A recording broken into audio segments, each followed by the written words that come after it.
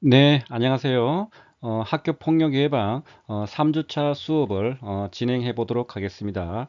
오늘은 그 학교 폭력 그 유형 중에서 신체 폭력과 따돌림을 한번 집중적으로 살펴보도록 하겠습니다. 먼저 신체 폭력은 어떤 폭행, 상해, 감금, 약치 유인에 대해서 먼저 살펴보도록 하겠습니다. 자, 먼저 폭행에 대해서 한번 살펴보도록 하죠. 폭행이라는 것은 어떤 사람의 신체에 대해서 어떤 폭행을 가함으로써 어떤 성립하는 범죄입니다. 그리고 어떤 형사 사건의 수사 또는 어떤 재판과 관련해서 고소라든지 어떤 증언 등에 대해서 보복 등의 목적으로 폭행을 가하는 경우는 쉽게 말해 보복 폭행하는 거죠, 그죠?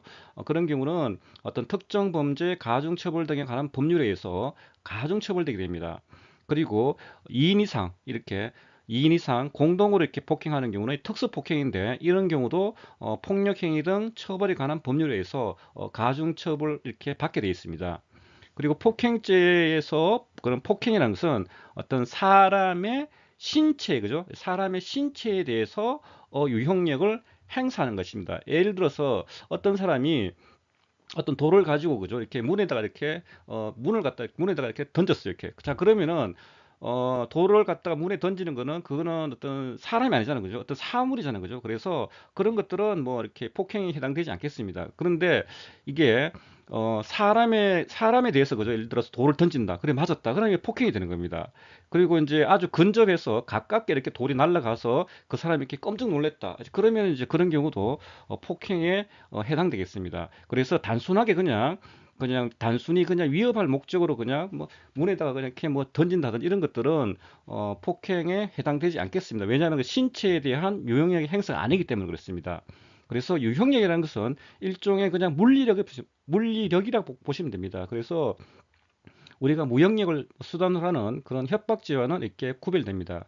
그래서 우리가 폭행죄에서 그런 유형력이라는 것은 크게 한 세 가지의 어떤 그 패턴을 이렇게 띠고 있는데 한 가지 패턴은 그런 역학적인 작용, 그리고 또 한 가지는 그런 화학적이고 생리적인 작용 형태, 그리고 또 한 가지는 뭐 에너지 작용 같은 그런 어떤 형태를 띠고 있습니다. 그래서 가장 일반적인 것은 우리가 뭐 구타행위 때리는 거 주먹으로 그죠? 이렇게 주먹을 때린다든지 아니면 손바닥으로 따귀를 때린다든지 뭐 이런 것들은 뭐 가장 대표적인 그런 어떤 폭행입니다. 그리고 우리가 보통 이게 주먹을 때린다든지 뭐 따귀를 때린다든지 뭐 이런 것들만 우리가 폭행이라고 이렇게 이해하기 쉬운데 사실 폭행이라는 게 그렇지 않습니다. 이게 예를 들어서 밀친다 이렇게 밀치는 행위도 폭행이 됩니다. 그리고 손이나 이렇게 옷을 이렇게 세게 확 잡아 당기는 행위라든지 얼굴에 침을 뱉는다든지 아니면 좁은 공간에서 이렇게 칼이나 흉기를 막 휘두른다든지 아니면 돌을 던진다든지 어떤 수염이나 모발을 갖다 이렇게 뭐 땡긴다든지 아니면 뽑는다든지 이렇게 뭐 절단한다든지 이렇게 해버리면 이것도 다 폭행에 해당됩니다.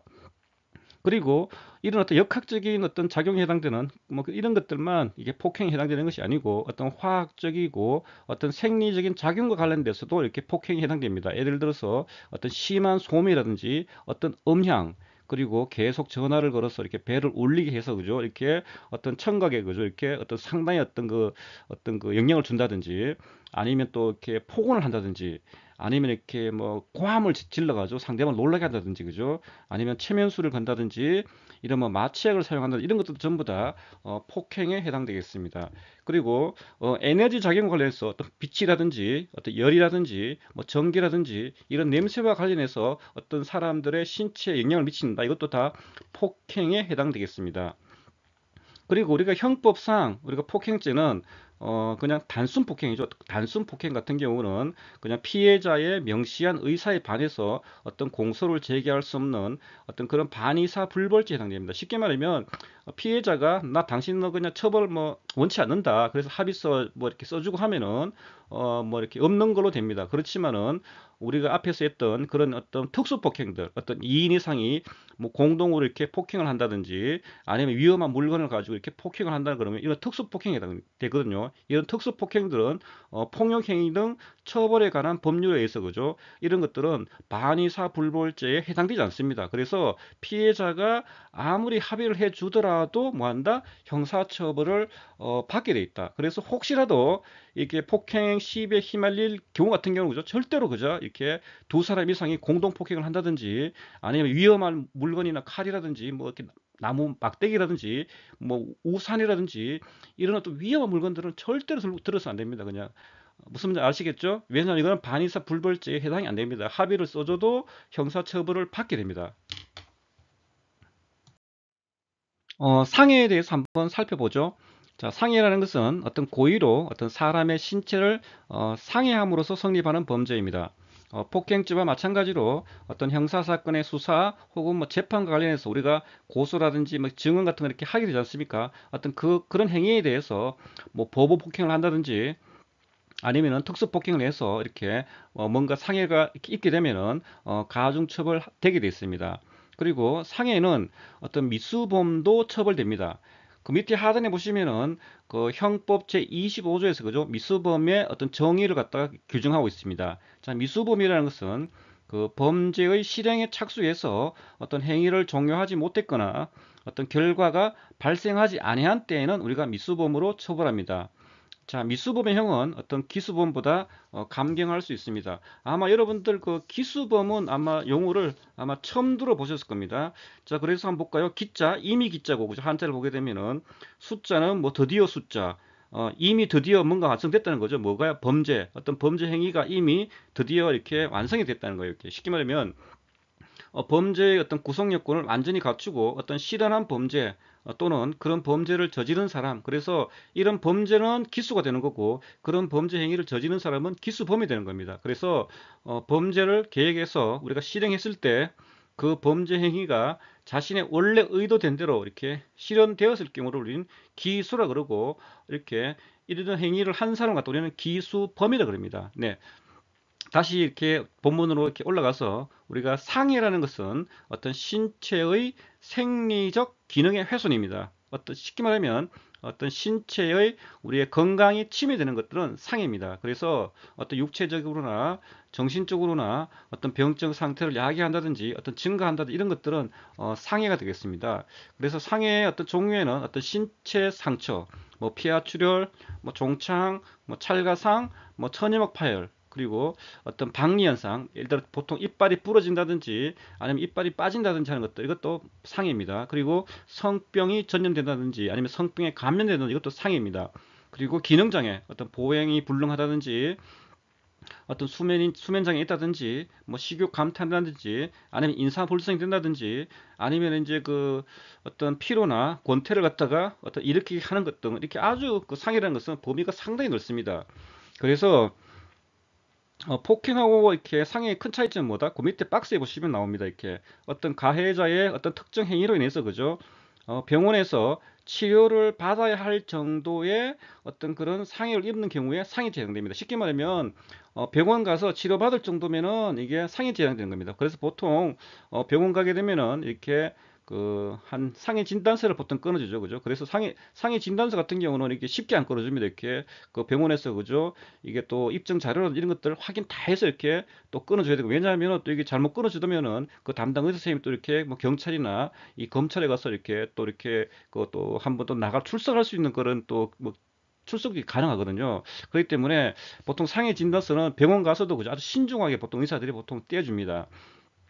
자, 그래서 상해 같은 경우는 피해자가 가해자의 어떤 처벌을 원치 않는다고 하더라도 가해자는 처벌됩니다. 쉽게 말하면 폭행죄는 단순 폭행죄는 반의사 불벌죄에서 그죠 합의를 해주면은 뭐 없던 게 되는데, 이 상해는 뭐한다? 상해 진단서 들어가는 순간 뭐한다? 경찰서나 검찰에 이런 상해 진단서 들어가는 순간 뭐한다? 이 반의사 불벌죄가 해당이 안 돼요. 이렇게. 그래서 어 조심하셔야 됩니다. 그래서 보통 뭐 이렇게 뭐 피해자가 보통 상해 진단서를 끊더라도 그죠? 그 미리 이제 서로 타협해서 이렇게 합의해서 그죠? 이렇게 뭐 경찰서나 뭐 검찰에다가 이렇게 뭐 진단서를 안 넣게 되면은 뭐 그냥 자동으로 끝나는 경우도 많습니다. 네. 자, 여기에서는 친고죄와 반의사 불벌죄를 한번 살펴보겠습니다. 자, 친고죄는 자, 고소권자의 고소가 있어야지만 공소 제기를 할 수 있는 범죄입니다. 직접 어떤 고발해야지 성립하는 죄입니다. 쉽게 말하면 어떤 피해자 본인이나 그 피해자의 가족들이 이놈 좀 처벌해 주세요 하고 만다 경찰서나 검찰에다 이렇게 고소를 해야 되는 겁니다. 고소를 하지 않으면은 어떻게 뭐 처벌할 수 없는 겁니다. 그리고 친고죄는 어떤 범인을 알게 된 날로부터 6개월이 지나면 또 고소를 할 수가 없게 되어 있습니다. 자, 친고죄에는 어떤 사자의 명예훼손죄, 죽은 사람의 명예훼손죄, 그리고 모욕죄 두 가지 있습니다. 자, 옛날에 그 형법상에 그 강간죄나 강제추행죄도 사실 그 친고죄였습니다. 그런데 이게 법이 개정됐습니다. 이게 2012년도 12월 18일 날 법이 개정되어서 시행은 2013년 6월 19일에 시행됐습니다. 강간죄나 강제추행죄가 이게 예전에는 이게 친고죄였습니다. 그래서 그 강간을 당한 본인이나 그 부모님들이 직접 경찰서나 검찰서 가서 저놈 좀 처벌해 주세요 하고 이렇게 해야지만 이렇게 뭐 되는데, 이 강간죄나 강제추행죄 같은 경우는 이거 사실 내밀한 부분이고요. 그래서 물론 일부 상당수 부분은 이렇게 뭐 신고하고 고소하신 분도 있지만은, 또 상당수 부분들은 혹시 자기 딸이 자기 아들이 뭐 한다 이 세상에 이게 뭐냐 이렇게 오픈되는 것 같다 이렇게 좀 꺼려 하시는 분들이 있어요. 이렇게 그래서 어 누군가가 그냥 경찰서나 검찰이나 그다음 경찰서 그 주위에 있는 사람들이 분명히 저놈 이게 처벌해서 또 죄를 갖다가 처벌을 해서 해줘야 되는데 부모님이 안 하고 있는 거예요. 이렇게 그래 옆에서 계속 저놈 좀 고소하라 해도 본인이 안 하겠다 그러면은 뭐 한다, 그 부모님이나 그 피해자 본인이 고소까지 안 하겠다면 그러면 이 처벌할 수가 없는 거예요. 이렇게 자, 그러다 보니까 이런 강간죄나 강제추행죄 같은 경우에 상당수 많은 또 부분들이 많다. 어떤 죄들이 묻히는 경우가 너무 많았다. 그래서 아예 이것 좀 문제 있다. 그래서 만다. 친고죄를 이제 폐지해 버렸어요. 이렇게 폐지함으로써 이제는 만다. 피해자나 피해자 부모인 고소권자가 아니더라도 제3자가 만다. 이제 고발할 수 있는 거, 이렇게 고발할 수 있는 겁니다. 그래서 지금 친고죄 같은 경우는 모욕죄와 사자의 명예훼손죄 두 가지밖에 없습니다. 자, 반의사 불벌죄는 뭐냐? 자, 피해자가 가해자의 처벌을 원치 않는다는 의사를 표시하면은 처벌할 수 없는 범죄입니다. 내가 그냥 받지 않았으면 좋겠어요 하고 이렇게 의사 표시하면은 그냥 없는 게 돼버린 겁니다. 이렇게. 그래서 피해자가 고소를 하지 않더라도 어떤 수사는 개시합니다. 이렇게 피해자가 고소나 고발이 없다 하더라도 뭐 경찰이나 검찰이 수사를 할 수는 있어요. 할 수는 있지만은 피해자가 가해자를 처벌하지 말라는 명백한 의사 표시가 있으면, 쉽게 말하면 피해자의 의사에 반해서 공소 제기를 할 수 없는 범죄입니다. 자, 반의사 불벌죄는 어떤 고소 기간의 제한을 받지 않습니다. 아까 친고죄는 6개월 안에 이렇게 해야 되는 거고, 반의사 불벌죄는 언제든지 이렇게 제한을 받지 않습니다. 자, 대표적인 반의사 불벌죄는 어떤 단순 폭행죄, 그리고 존속 폭행죄, 존속은 가족들입니다. 가족을 두드러 패는 경우는 존속 폭행죄입니다. 그 다음에 과실치상죄, 이렇게 실수를 해가지고 뭔가 다른 사람들에게 상해를 입힌 것들, 과실치상죄. 그 다음에 협박죄, 그 다음에 존속협박죄, 부모들을 이렇게 협박하는 경우 이렇게 존속협박죄. 그 다음에 명예훼손죄, 그 다음에 출판물 등에 의한 명예훼손죄는 반의사 불벌죄입니다. 쉽게 말하면 상대방이 어떤 죄를 짓다 하더라도 만다 피해자가 그놈 죄 그냥 없는 걸로 합시다 하고 이렇게 해버리면은, 쉽게 말하면 합의서를 쓰고 도장 찍고 이렇게 나 저놈 처벌하지 않았으면 좋겠습니다 하고 이렇게 해버리면은 그냥 그 자체 그냥 없어지는 겁니다. 이렇게. 그래서 반의사 불벌죄 같은 경우는 가해자 입장에서는 어떻게 보면은 큰 어떤 위안을 삼을 수가 있는 거겠죠, 그죠? 그렇지만은 또 다른 한편에서는 만다 이런 그 반의사 불벌죄를 악용해서 그죠? 이렇게 어떤 합의금을 뜯어낼 목적으로 그죠? 오히려 이걸 악용하시는 또 경우도 간혹가다 있더라고, 그죠? 그리고 우리가 앞에서 배웠듯이 뭐죠? 그 집단 폭행죄, 특수 폭행죄. 특수폭행죄 같은 경우죠. 아까 전에 뭐 두 명 이상 집단이 이렇게 폭행을 한다든지 아니면 위험한 물건을 가지고 이렇게 폭행하는 이런 특수폭행죄는 반의사 불벌죄에 해당이 되지 않습니다. 그래서 어, 가해자가 피해자가 서로 합의를 보더라도 뭐 한다? 이렇게 처벌을 받을 수밖에 없게 된다. 쉽게 말하면 빨간 줄 끄인다는 얘기입니다. 이렇게. 폭행죄의 그 대법원 판례하나를 우리 한번 보죠. 자, 폭행죄에 있어서 자, 유형력의 행사에 어떤 신체의 그런 청각기관을 자극하는 그런 음향도 포함되는지 여부, 그리고 거리상 멀리 떨어져 있는 사람에게 어떤 전화기를 이용해서 전화하면서 어떤 고성을 내거나 그 전화 대화를 녹음 후에 듣게 하는 경우 어떤 폭행죄에 있어서의 어떤 신체에 대한 어떤 유형력의 행사를 한 것으로 볼 수 있는지 여부입니다. 자, 판결 요지입니다. 자, 형법 제260조에 규정된 그런 폭행죄는 어떤 사람의 신체에 대한 그런 유형력의 행사를 가리키며 그 유형력의 행사는 어떤 신체적 고통을 주는 어떤 물리력의 작용을 의미하므로 자, 신체의 청각기관을 직접적으로 자극하는 음향도 경우에 따라서는 유형력에 포함될 수 있다. 쉽게 말하면 폭행이 된다는 거죠. 그리고 피해자의 신체에 공간적으로 근접해서 아주 가까이 있어 이렇게 고성으로 폭언이나 욕설을 하는 경우 폭행이 된다는 겁니다. 그리고 동시에 뭐 손발을 갖다가 막 휘두른다든지 아니면 물건을 휘두르거나 이렇게 던지는 행위는 직접적으로 우리가 피해자의 신체에 접촉하지 아니하였다 하더라도 그죠? 피해자에 대한 어떤 불법한 유형력의 행사로서 폭행에 해당될 수 있습니다. 그렇지만 이렇게 거리상 이렇게 멀리 떨어져 있는 사람에게 어떤 전화기를 이용해서 뭐 전화하면서 뭐 고성을 내거나 뭐 그 전화 대화를 녹음한 후에 듣게 하는 경우에는 뭐 특수한 아주 방법으로서 수화자의 청각기관을 뭐 자극해서 그 수화자로 하여금 뭐 고통스럽게 느끼게 할 정도의 그런 음량을 이용하였다는 등의 뭐 특별한 사정이 없는 한 그죠? 뭐 신체에 대한 어떤 유형력의 행사를 한 것으로 보기 어렵다. 그냥 단순하게 전화상으로 그냥 뭐 욕 한두 마디 한 거 가지고 이렇게는 좀 곤란하다. 근데 예를 들어서 이게 어떻게 한다? 이게 진짜 아주 그 스트레스 받을 만큼 그죠? 이렇게 신체에 막 고통을 주는 만큼 그죠? 그런 식으로 막 전화기 대놓고 막 욕을 내고 이런 게 같은 경우는 폭행이 될 수도 있다는 겁니다. 이렇게. 그래서 이런 것 같은 경우는 폭행이 될 수 있는 여부를 갖다 한번 따져봐야겠죠. 그죠? 그래서 진짜 그 사람이 신체적 고통을 주는 그런 어떤 정도의 어떤 해당된다면 그죠? 그 녹취를 떠가지고 누가 보더라도 야 이거는 좀 신체에 고통을 주는 그런 것이다 인정한다면 그죠? 폭행이 되는 거고 아 이거까지는 이렇게 좀 곤란하다 싶으면은 이 폭행이 되지 않을 수도 있다는 겁니다. 그래서 다시 제일 위에 보시게 되면은 그 한정 적극 이런 말이 있습니다. 한정 적극이라는 말이 있죠. 그래서 우리 보통 그 결정문에 그 판시 사항 옆에 보면 이렇게 소극과 이 적극이라는 용어가 이렇게 적혀 있습니다. 그죠? 여기는 전부 다 적극이라는 적혀 있죠. 보통 적극이라는 것은 인정된다 혹은 뭐 해당된다는 겁니다. 그리고 소극이라는 것은 뭐 인정되지 않는다. 그리고 해당되지 않는다는 의미입니다. 그런데 여기서 적극은 적극인데 인정되기는 인정되는데 그죠? 무조건 인정되는 게 아니고 뭐한다? 한정 적극, 특정한 맥락에서만 특정한 상황에서만 이게 인정되고 특정한 상황에서는 뭐한다? 인정되지 않는다는 의미입니다. 이게 한정 적극이라는 의미입니다. 그래서 어, 그 판결문에서 이런 판시상 옆에 나오는 이 적극이라는 단어와 이 소극이라는 단어를 한 번씩 한번 잘 봐주시기 바라겠습니다.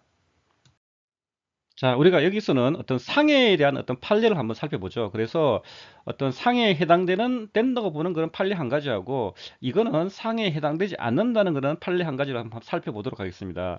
자, 상해는 어떤 피해자의 어떤 신체의 완전성을 훼손하거나 어떤 생리적 기능에 어떤 장애를 초래하는 것으로서 반드시 외부적인 상처가 있어야만 하는 것이 아니고 여기에서의 어떤 생리적인 기능에는 어떤 육체적인 기능뿐만 아니라 어떤 정신적인 기능도 포함하는 것으로서 통상적인 상황에서는 어떤 겪을 수 없는 극심한 위협적 사건에서 어떤 심리적인 충격을 경험한 후에 일으키는 어떤 특수한 그런 정신과적 증상인 외상후 스트레스 장애 같은 경우도 상해에 해당된다. 쉽게 말하면 어떤 우리 눈에 잘 보이지 않는 그런 정신과 치료 같은 경우도 많다. 이게 상해에 해당된다는 겁니다.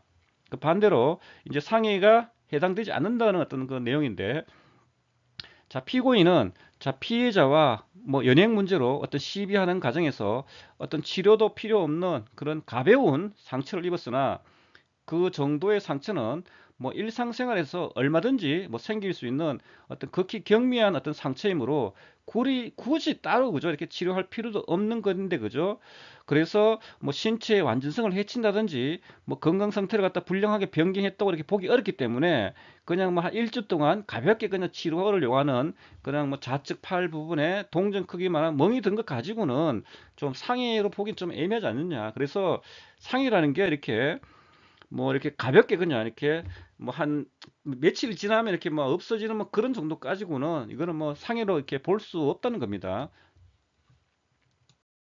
자, 여기서는 우리가 그 형법 법조문을 한번 우리가 살펴보겠습니다. 자, 257조에 보면은 그 상해와 그 존속 상해가 나옵니다. 그래서 우리가 그 사람의 신체를 상해한 자는 7년 이하의 징역, 어떤 10년 이하의 자격정지 또는 1천만 원 이하의 벌금에 처한다고 되어 있습니다. 그 밑에 보게 되면은 자기 또는 배우자의 직계 존속, 예, 직계 존속. 자, 그 네모 박스를 한번 볼까요? 자, 직계 존속하고 보통 우리가 직계 비속이라는 게 있습니다. 자, 직계 존속이라는 것은 뭐다?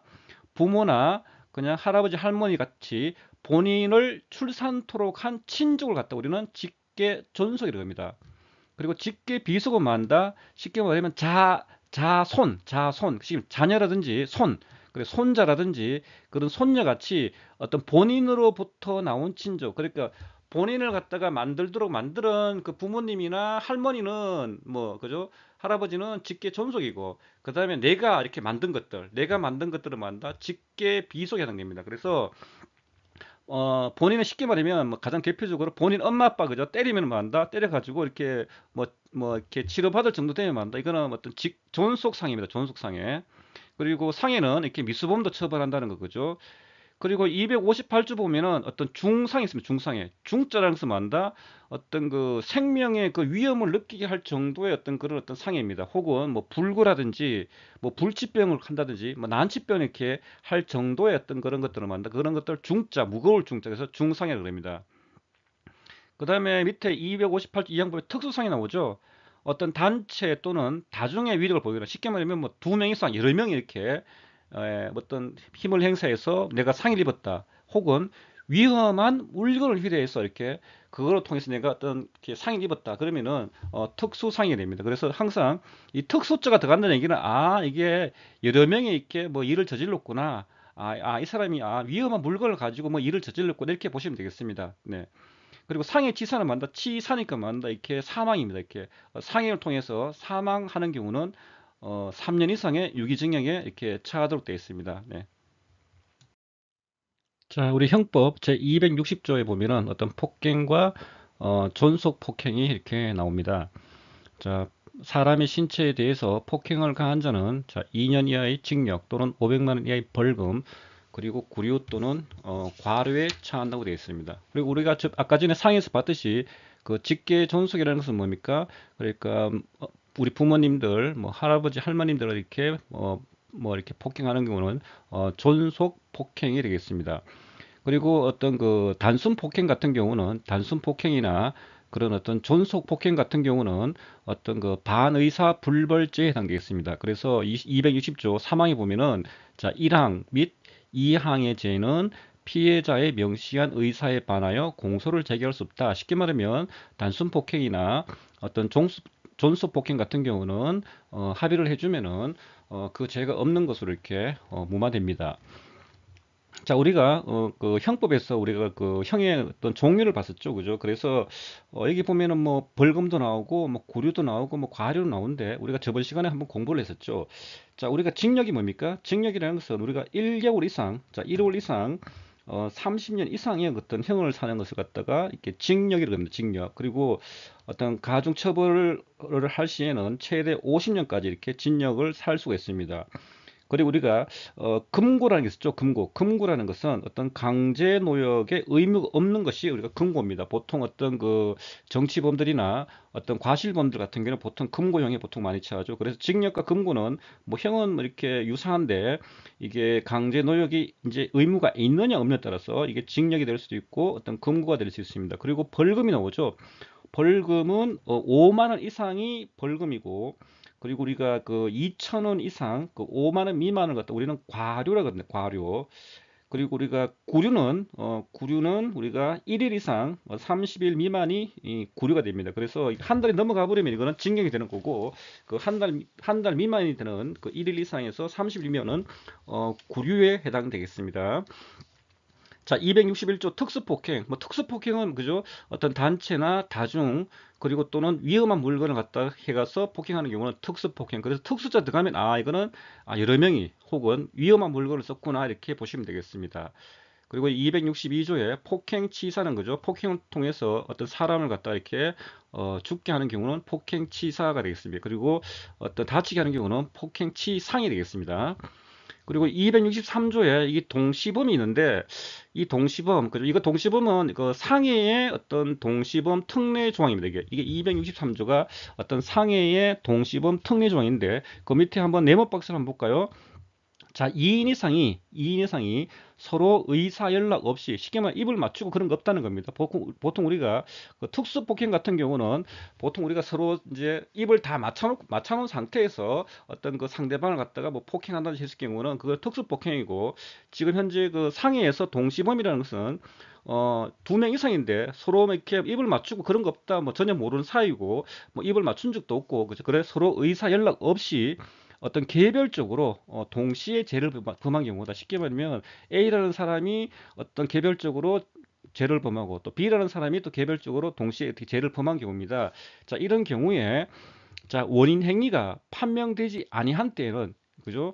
서로 의사 연락이 있었던 것 같이 어떤 공동 정범으로 처벌한다는 겁니다. 그죠? 실질적으로는 뭐 서로 모르는 사람이고 서로 입을 맞춘 적도 없고 그죠? 뭐 따로따로 이렇게 개별적인 그런 어떤 사안인데 이런 어떤 그뭐 구체적인 원인이 이렇게 명확하지 않은 경우 같은 경우는 이거는 입을 맞춘 것 같이 예, 똑같이 어떤 공동 정범 그러니까 공범으로 서로 봐서 이렇게 처벌을 한다는 겁니다.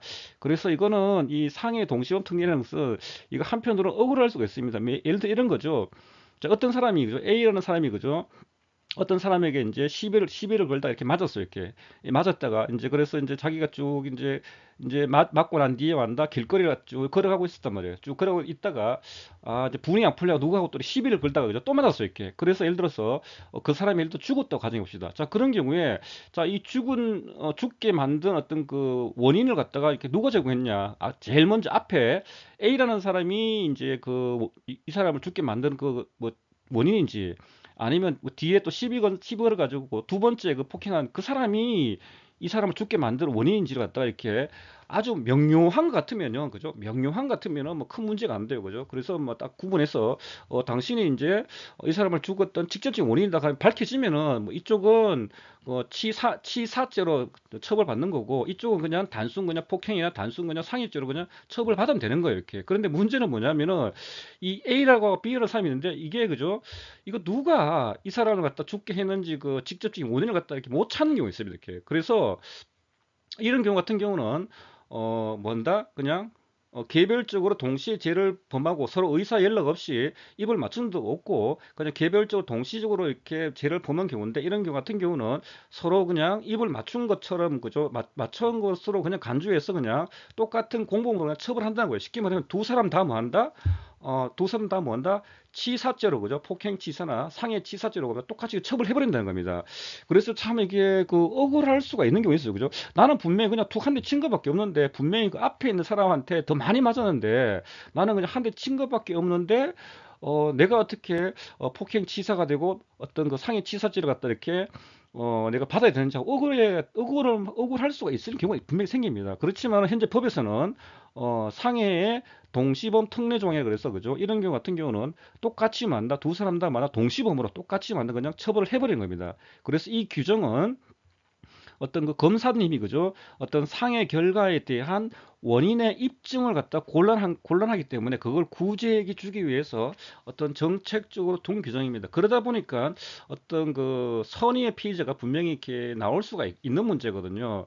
그래서 보통 뭐 이렇게 직접적으로 이렇게 뭐 이렇게 그 뭡니까 이렇게 요즘 그 뭐 휴대폰이나 뭐 목격자라든지 뭐 CCTV가 있어가지고 그죠 명확하게 그다음에 그 사람이 어디를 타격했는지가 이렇게 명확하게 이제 CCTV나 카메라 있으면은 그런 것들을 통해 가지고 이렇게 뭐 부검을 통해서 이렇게 명확하게 당신이 직접적으로 그 사람을 갖다 죽게 한 원인이구나 이렇게 가려주면 되는데 뭐 그런 것이 전혀 안 되고 이게 뭐 누구 때문에 전혀 이게 뭐 죽게 했는지 갖다가 알 수 없는 것 같은 경우는 그런 것 같은 경우는 똑같이 두 사람 다 이렇게 상해치사, 뭐 폭행치사죄로 이렇게 같이 그냥 처벌을 해버린다는 겁니다.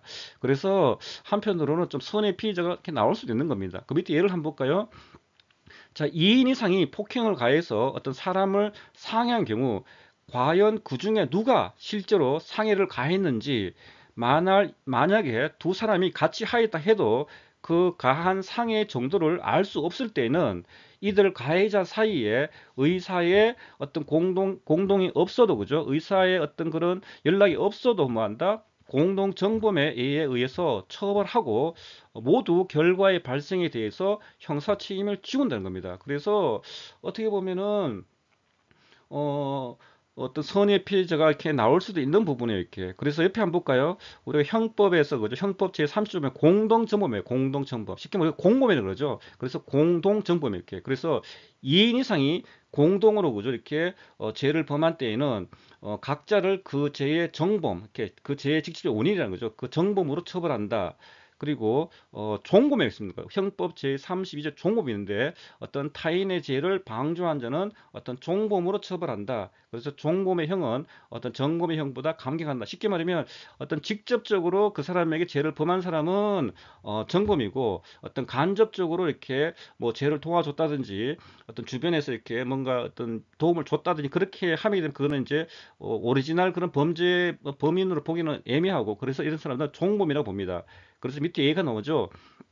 예를 들어서 3인이 어떤 타인의 주택 내에서 침입해서 절도할 것을 모의하고, 그 중에 한 명은 옥외에서 망을 보고, 다른 한 명은 입구에 창문을 열고, 또 다른 한 명은 옥내 침입해서 재물을 절취한 경우는 보통 3인은 모두 어떤 주거 침입이나 어떤 절도의 정모를 본다. 비록 이게 똑같은 어떤 그 하나의 그냥 똑같은 어떤 목적을 가지고 이렇게 한 명은 망 보고 한 명은 창문 열고 한 명은 직접 침입했을 경우는 이거는 뭐한다? 실제 훔친 사람은 한 명이지만 뭐한다? 이 사람은 똑같이 뭐한다? 어떤 그 절도를 위해서 공동으로 모의했기 때문에 똑같은 어떤 그 공동 정범으로 이렇게 처벌을 합니다. 그렇지만 왜 이런 경우 있지 않습니까? 그죠?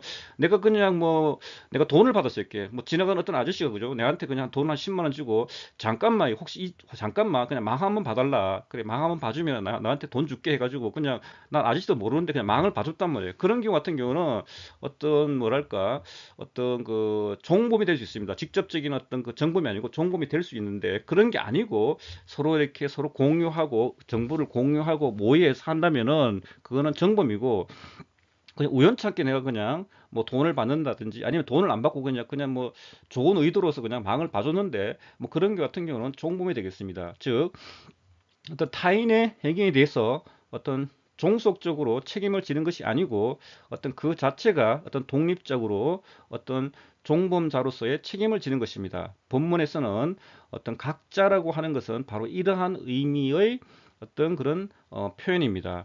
그래서 이 동시범이라는 것은 다시 올라가 볼까요? 제 264조 동시범이라는 것은 어떤 독립행위가, 그래서 어떤 행위가 A 행위가 있고 B 행위 있고 B 행위 있는 거 이렇게 따로따로, 그죠? 독립행위가 서로 경합을 했는데, 자, 그 상해의 결과를 발생하게 한 경우에 있어서 그 원인된 행위가 이렇게 명확하지 않는 것, 쉽게 말, 아까 전에 예를 들었듯이 누가 이 사람을 갖다가 죽게 만들었는지는 그런 어떤 직접적인 원인을 갖다 이렇게 못 찾는 경우 같은 경우는 A, B라는 그 두 사람 다 뭐한다? 똑같은 뭐한다? 어떤 사람을 죽게 한 그냥 원인으로 그냥 봐버리고, 그래서 뭐한다? 사람을 죽게 한 걸로 뭐한다? 어떤 형사처벌을 해버린다는 거, 이렇게. 그래서 이렇게 좀 뭐랄까 이 동시범 상해 동시범 특례라는 것은 이게 어떤 약간 뭐랄까 그 선의의 피의자가 이렇게 나올 수 있는 어떤 부분이 분명히 있긴 있어요, 사실은. 네. 자, 어떤 상해죄에서 어떤 동시범 특례 기준, 아까 전에 우리 언급했지 않습니까? 이게 그 헌법재판소의 어떤 위헌 법률 심판이 이게 들어갔었어요, 이렇게. 예, 그래서 결론적으로는 어떤 재판관 4명이 합헌, 그다음에 5명이 위헌 결정을 이렇게 하는 바람에 합헌으로 결정됐습니다. 보통 이게 그 헌법재판소에서는 어떤 재판관 6명 이상이 이렇게 찬성이 있어야 되거든요. 근데 지금 아쉽게도 이렇게 4대 5로, 그죠? 이게 합헌이 돼 버렸어요. 쉽게 말하면. 이게 한 뭐 3대 6이 됐으면 이게 위헌 결정이 딱 나서 이 법 자체가 그냥 어떻게 보면 폐기됐을 텐데, 이게 좀 아쉬운 면이 좀 있어요. 이렇게 한번 볼까요? 자, 서모 씨와 김모 씨는 2016년 4월 피해자 A 씨를 공동 폭행한 혐의로 기소가 됐습니다. 자, 서 씨 등은 어떤 재판 과정에서 A 씨를 때린 사실은 있지만 서 씨가 먼저 A 씨를 때리고 현장을 떠난 후에 김 씨가 다시 A 씨와 시비가 붙어서 어떤 폭행을 하게 된 것이므로 이것은 공동폭행이 아니라고 주장했습니다. 그러나 검사님은 아니다. 서 씨와 김 씨의 폭행이 경합해서 어떤 피해자에게 상해를 입혀 어떤 형법 제263조 쉽게 말하면 동시범 규정을 갖다 적용해서 이렇게 해버린 거예요. 이렇게. 그래서 이 사건을 심리하던 부산지법은 2017년 1월 이 조항에 대해서 직권으로 헌법재판소 위헌법률 심판을 제청했습니다. 그렇지만 아쉽게도 위헌 결정이 안 되었습니다. 자, 밑에 한번 우리 빨간 글씨 한번 읽어볼까요? 자, 헌법재판소는 자, 신체에 대한 가해 행위는 어떤 그 자체로 어떤 상해의 결과를 발생시킬 위험을 내포하고 있고 어떤 신체에 대한 가해 행위가 이루어지고 다시 그 가해 부위에 상해가 발생하는 경우 어떤 상해 발생 또는 뭐 악에 전혀 기여하지 않은 가해 행위의 존재라는 것은 어떤 상정하기 어려울 뿐만 아니라 독립한 가해 행위가 경합하는 경우에는 각 가해 행위가 어떤 상해의 발생 또는 악화에 어느 정도 기여했는지 어떤 계량할 수 없다고 밝혔습니다. 그래서 이쪽은 어떤 그 동시범으로 처벌을 내린 겁니다. 그래서 그 밑에 우리 그 반대하신 분들 이거는 위헌이다고 이렇게 다섯 분이 이렇게 얘기했는데 자 이에 대해서 이진성 소장과 김찬종, 서기석, 조용호, 이선의 재판관은 자, 이 조항은 어떤 독립 행위가 경합해서 어떤 상해의 결과가 발생한 경우 원인 행위가 밝혀지지 않은 불이익을 피고인이 부담하도록 함으로써 어떤 인과관계에 관한 입증 책임을 피고인에게 전가하고 있다.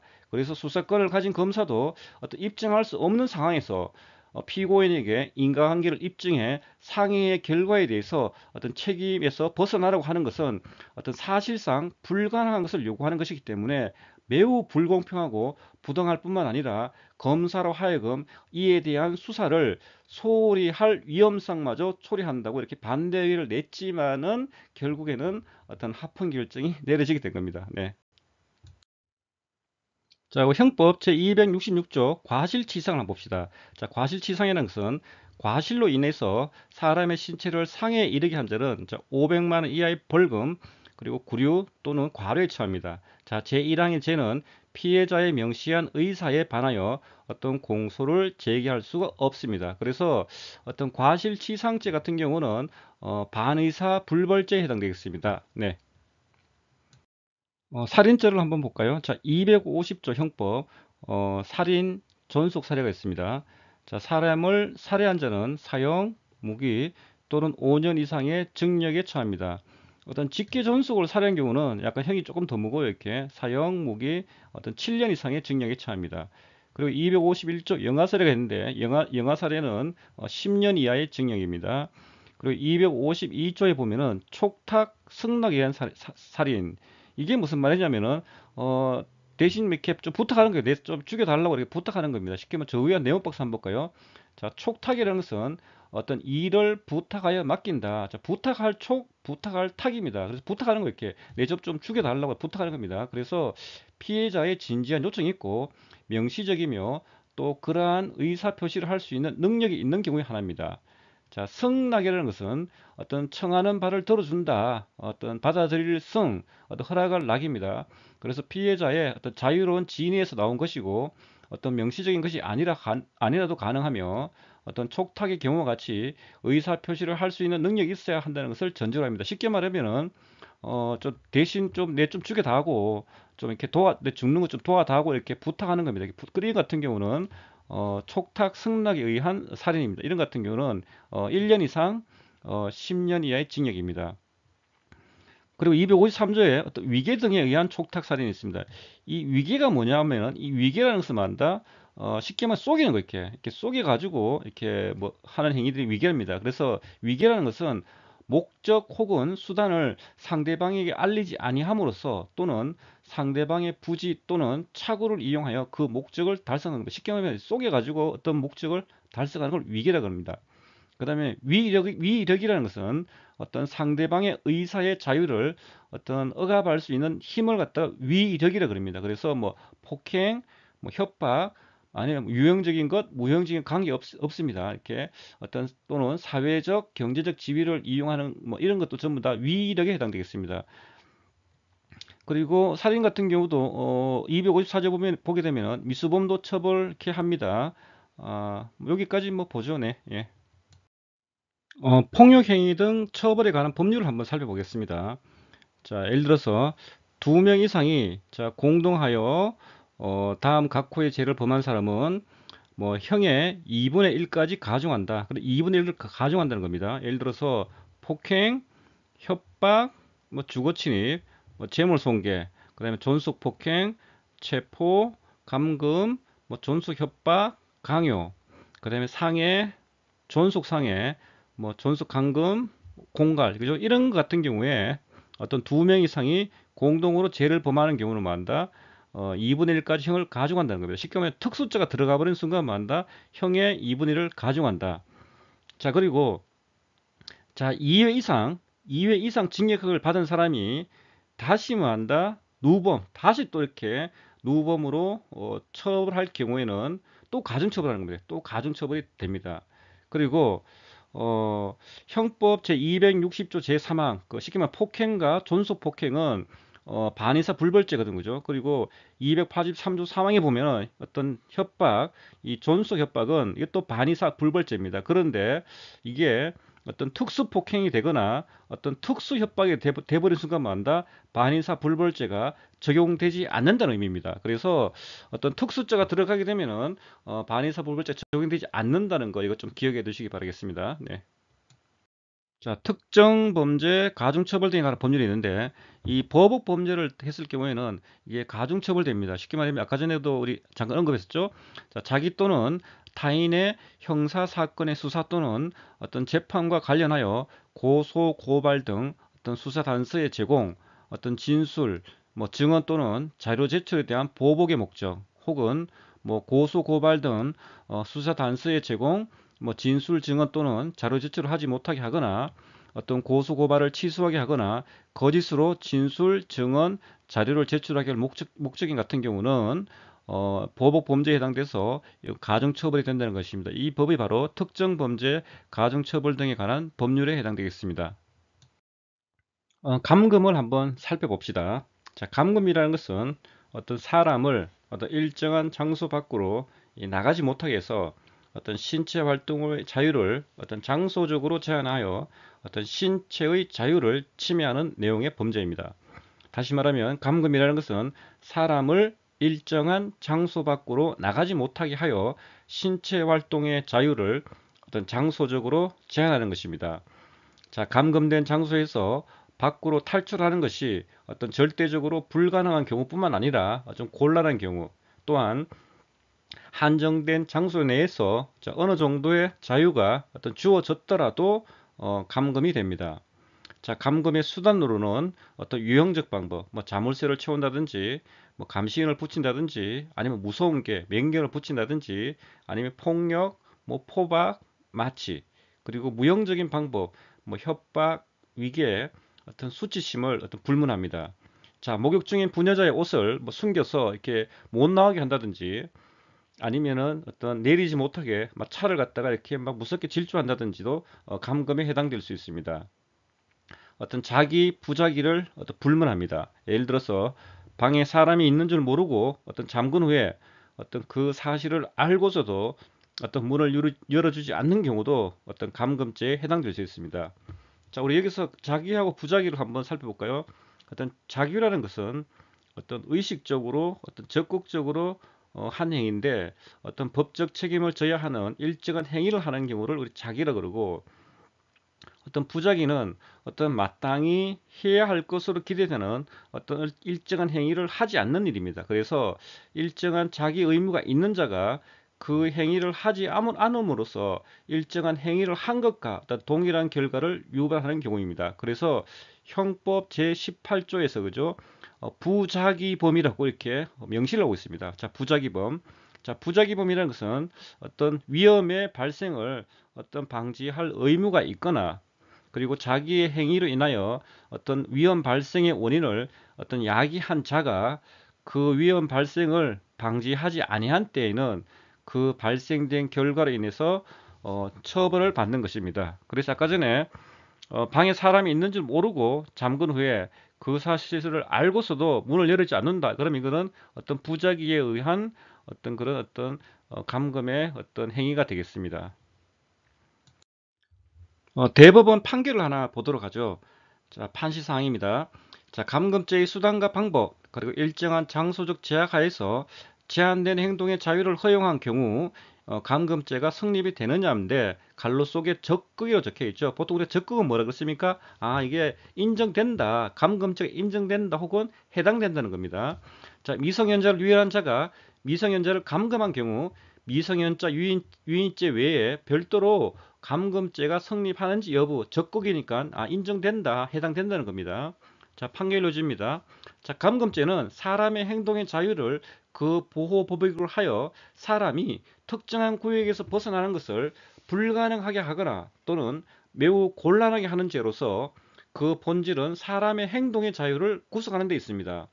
자, 이와 같이 행동의 자유를 구속하는 수단과 방법에는 아무런 제한이 없고 사람이 특정한 구역에서 벗어나는 것을 불가능하게 하거나 매우 곤란하게 하는 장애는 물리적, 유형적 장애뿐만 아니라 심리적, 무형적 장애에 의해서도 가능하므로 감금죄의 수단과 방법은 유형적인 것이거나 무형적인 것이거나 가리지 않습니다. 또한 감금죄가 성립하기 위해서는 반드시 사람의 행동의 자유를 전면적으로 박탈할 필요는 없고 어떤 감금된 특정한 구역 범위 안에서 일정한 생활의 자유가 허용되어 있다고 하더라도 유형적이거나 무형적인 수단과 방법에 의해서 사람이 특정한 구역에서 벗어나는 것을 불가능하게 하거나 매우 곤란하게 한 이상은 감금죄의 성립에는 아무런 지장이 없습니다. 그리고 미성년자를 유인한 자가 계속하여 미성년자를 불법하게 감금하였을 때는 미성년자 유인죄 이외에 감금죄가 별도로 성립됩니다. 자, 형법 276조 법인 그죠? 나오죠? 감금. 자, 사람을 체포하거나 감금한 자는 5년 이하의 징역 또는 700만 원 이하의 벌금에 처한다고 되어 있습니다. 우리 그리고 존속 체포, 존속 감금은 뭐다? 아, 이거 우리 부모님이나 우리 할아버지 할머니들 이런 식으로 체포하거나 감금해서는 이게 존속 체포, 어떤 존속 감금에 해당됩니다. 이거 존속 체포는 존속 감금은 일반 체포나 감금보다 약간 형이 또 약간 무겁습니다. 그리고 중감금, 중감금 같은 경우는 뭐다? 이거 감금을 했는데 가혹행위를 하는 경우는 중감금에 해당됩니다. 그리고 특수감금. 자, 특수감금은 뭡니까? 어떤 단체나 또는 다중의 위력을 보이거나 위험한 물건을 휴대해서 이렇게 감금하는 행위들은 어떤 특수감금이고 어떤 형의 2분의 1까지 가중됩니다. 그리고 미수범도 처벌됩니다. 예. 약취와 유인을 한번 살펴봅시다.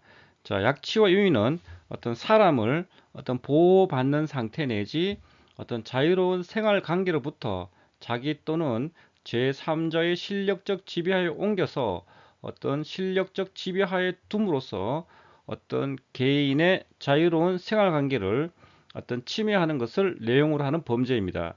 자, 피인치자의 어떤 자유권이 주된 보호 법익이지만 부차적으로 어떤 보호자의 감독권도 보호 법익입니다. 자, 약치라는 것은 주로 어떤 폭행이나 협박을 수단으로 어떤 사람을 자기 또는 제3자의 어떤 지배하에 옮기는 것을 말합니다.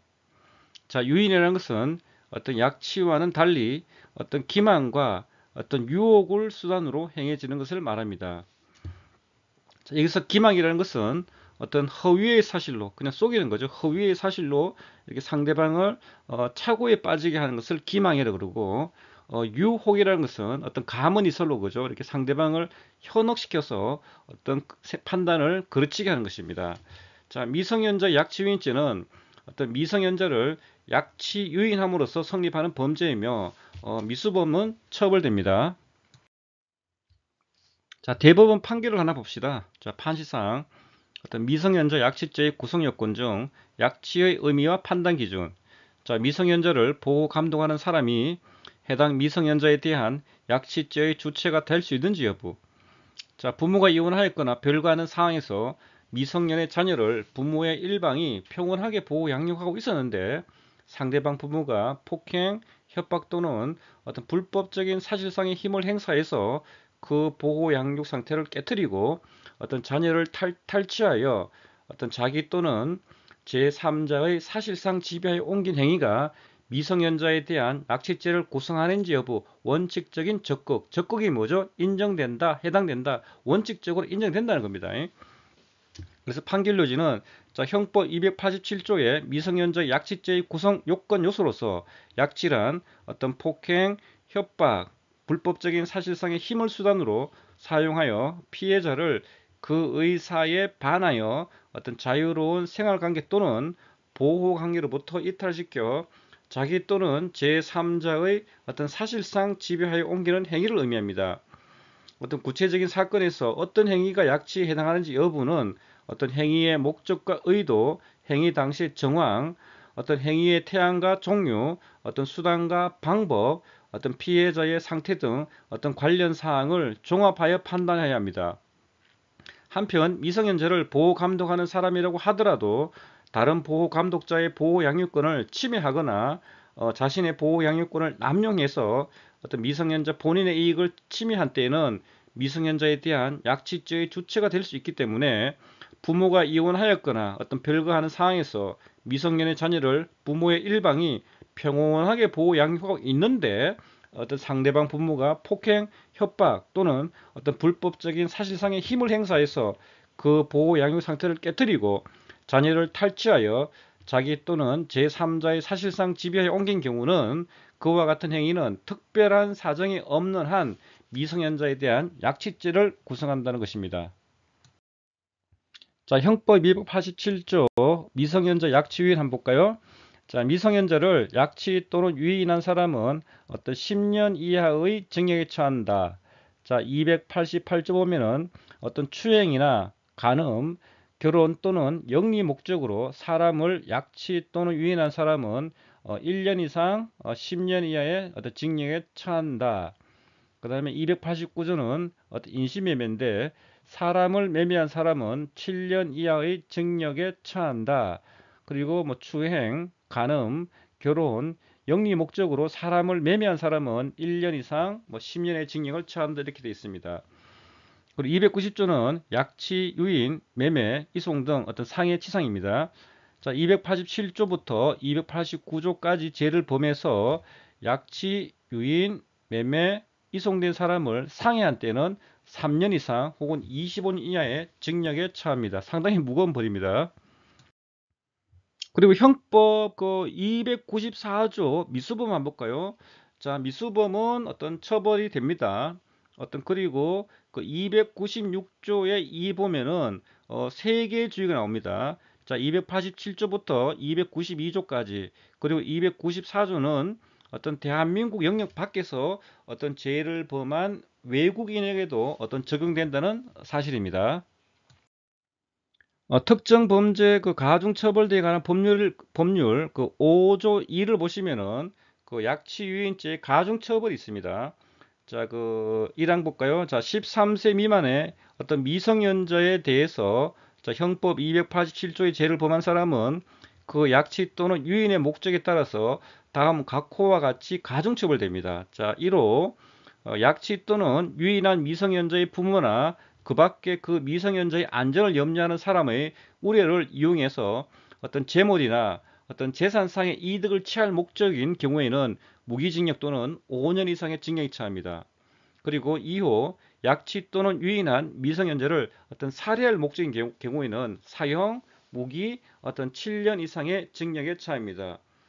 그리고 어떤 그 6항을 보시면은 그 1항, 2항에 규정된 죄의 미수범은 처벌한다고 되어 있습니다. 자, 우리가 보통 그 학교 폭력 실태에서 그죠? 우리가 가장 어떤 그 빈도가 많은 게 뭐였습니까? 자, 언어 폭력이 많았죠. 언어 폭력이 가장 많았고, 그 다음에 빈도가 많은 게 이게 따돌림입니다. 그래서 따돌림을 한번 검토를 해보도록 하겠습니다. 자, 따돌림을 한번 살펴봅시다. 자, 따돌림은 그 학교 폭력 예방 및 어떤 대책에 관한 법률 제2조 제1의 2호에 있는 내용입니다. 자, 따돌림이라는 것은 학교 내외에서 2명 이상의 학생들이 어떤 특정인이나 어떤 특정 집단의 학생들을 대상으로 어떤 지속적이거나 반복적으로 신체적 또는 심리적 공격을 가하여 상대방이 고통을 느끼도록 하는 일체 행위를 말합니다. 자, 의도와 적극성을 가지고 어떤 지속적으로 그리고 반복적으로 어떤 관계에 소외시키거나 어떤 괴롭히는 일체 행위를 의미합니다. 자, 전혀 말을 걸지 않거나 어떤 사사건건 놀리거나 어떤 이유 없이 막 툭툭 치거나 어떤 욕설을 하는 등의 어떤 힘의 불균형을 특징으로 하는 그런 대인관계 모습을 보여주고 있습니다. 자, 다른 학생들과 어울리지 못하도록 막는 행위, 그리고 싫어하는 말로 막 바보 취급 등 놀리기, 막 빈정거리기, 막 면박 주기, 막 골탕 먹이기, 막 비웃기, 막 이런 형태들이 어떤 막 복합적으로 일어납니다. 이렇게.